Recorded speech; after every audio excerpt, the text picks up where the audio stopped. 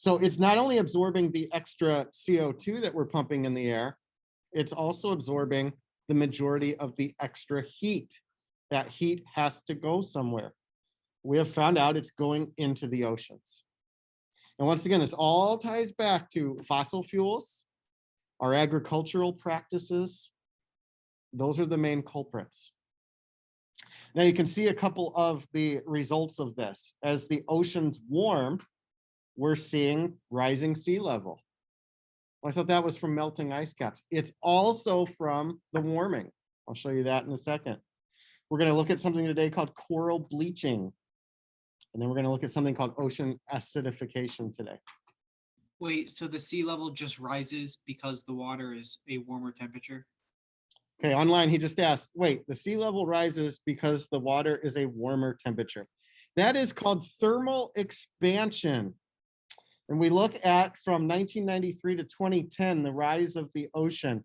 We see that a tiny fraction was from Antarctica melting, a tiny fraction was from Greenland melting, a bigger fraction was from the totality of melting glaciers.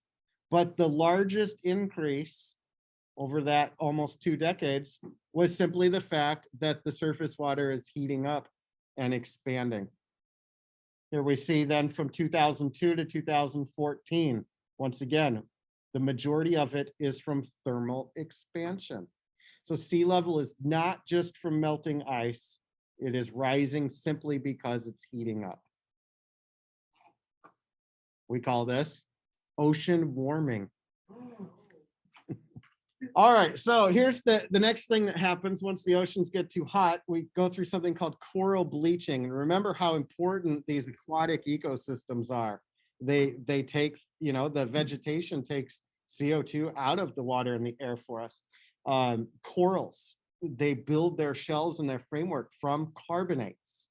So they're removing carbon, they're storing carbon as well. But we are putting them at risk with coral bleaching. When the water gets too hot, they have a symbiotic relationship with this special algae. The algae takes off. The habitat is unlivable for them. The water is too warm, they have to go somewhere else. That leaves the coral vulnerable. They don't die, not immediately. The coral can survive without the algae if the conditions stay reasonable, but eventually they tend to get sick and die off. You can see how dramatic coral bleaching is in this photograph. That's healthy on the left and bleached on the right. Once again, healthy coral have a symbiotic relationship. When the algae becomes stressed, they leave. And we leave the bleached coral susceptible to disease. Coral bleaching, a direct result of ocean warming. Good chance to bring back this diagram from first semester. It's all about ecological tolerance, that bell-shaped curve. We'll call that their niche where they prefer to live. These factors right down here at the bottom, temperature and pH. Those are the main ones, especially for aquatic organisms. Acidity and heat. Those are the main stressors. All right, ocean acidification. So this is a little complicated, some more chemistry, and I'm gonna, obviously over the next 2 weeks of review, I'm gonna go through all the important equations you need to know. This is one of them down at the bottom, okay? So here's what's happening. The oceans are taking in, absorbing extra CO2 that we're putting into the air. We are seeing the pH of the ocean drop. It's little baby steps again, just like everything else, but it seems to be speeding up. So the oceans are becoming more acidic. So here's how the equation works. So CO2 gets absorbed into the water, CO2 plus H2O. And what it makes is carbonic acid, which is H2CO3. Just add them all up. Okay? Carbonic acid. Now, carbonic acid is also, we get small amounts of that every time it rains because there's CO2 in the air and water, and so carbonic acid lands on the ground. It separates, hydrogen atoms break off And what we're left with is a solution of what's called bicarbonate. That's what's shown down here. Okay, so these free hydrogen ions, as we make the ocean more acidic, remember that's what pH is, the concentration of hydrogen ions. What it does is it reacts with carbonate ions in the water. Remember, carbonate is the basis for limestone, our bedrock, and that's what dissolves in acid. So as the oceans become more acidic, they are then taking these carbonate atoms out of the water. Why is that bad? Because that's what all shell-based organisms make their shells out of. So if there are fewer free carbonate ions, then they don't have the raw material to make their shells. You can see in this image, healthy shelled organisms on the left and organisms that are exposed to more acidic waters on the right. Obviously, this is a huge problem for any type of carbonate shell organism. Does it dissolve their shells, or are they just not able to make them? Okay, so what I actually showed you in the picture was an experiment showing different concentrations and how it dissolves them. So it's actually doing both. It's dissolving ones that are already made, and it also is preventing new shell from being created. CO2 and water makes carbonic acid. Hydrogen ions break off and steal all the carbonates.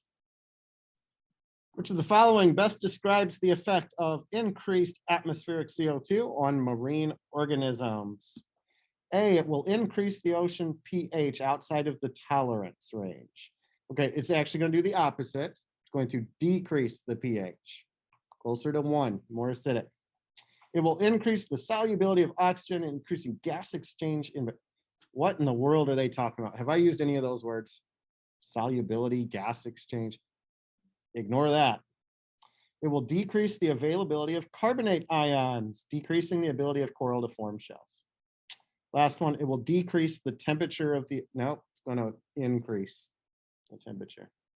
So what can we do about global warming and climate change? We got to get everybody on board. We need the Montreal Protocol, but for carbon dioxide instead of CFCs. We've tried it. You can see in 1997, when really environmental science was, this course started in 1998.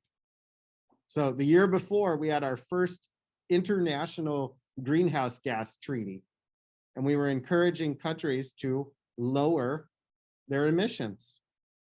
You can see we got a lot of countries on board. Russia refused. Canada and the United States were problematic. In 2005, we came back to it and tried to get people to sign on. Europe's been the leader of this. Europe has been very progressive since the mid-90s. They're making the most progress for sure. So Kyoto Protocol is the one that the College Board wants you to know. The problem with laws, with agreements like this, is that they're not laws. There is no international system where we can actually hold another country accountable. If they meet their targets, awesome. If they don't, we can't do anything to them. There's no penalties.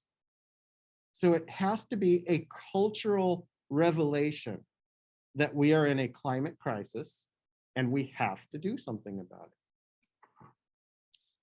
You can see why politics internationally plays a gigantic role in this. Money plays a gigantic role in this. The fossil fuel industry has been fighting every step of the way because they're rich and they can. You do not need to know Paris Agreement for the AP exam, but it's more, in my opinion, more important and more relevant and more recent. You can see the signing ceremony in 2016. There were 3 countries who did not initially sign on. Look at that, April 21st. We're back in. All righty, that's second semester APES. You did it. In the craziest of years, we got through everything. I didn't leave out a single topic. Tomorrow we'll start official review. Take care, Zoom.